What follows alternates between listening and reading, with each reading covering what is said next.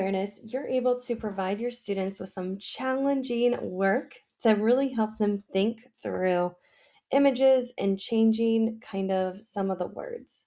And so, what you can do is you can ask your students to say playpen backwards. So then they would take those syllables and say the word pen play.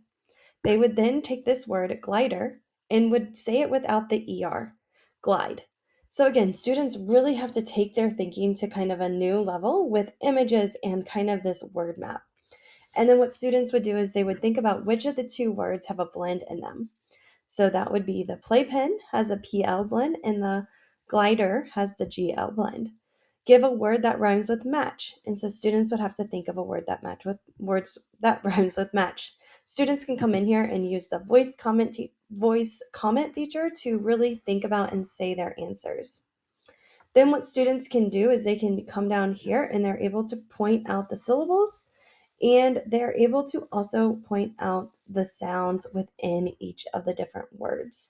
You can have the students use the chips in these boxes and they're able to show the sounds in match. So match has three different sounds, and then they're going to delete the M sound, and now they have atch.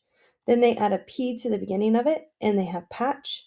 Then they add work to the end of patchwork, and then they'll add quilt to the end of patchwork quilt.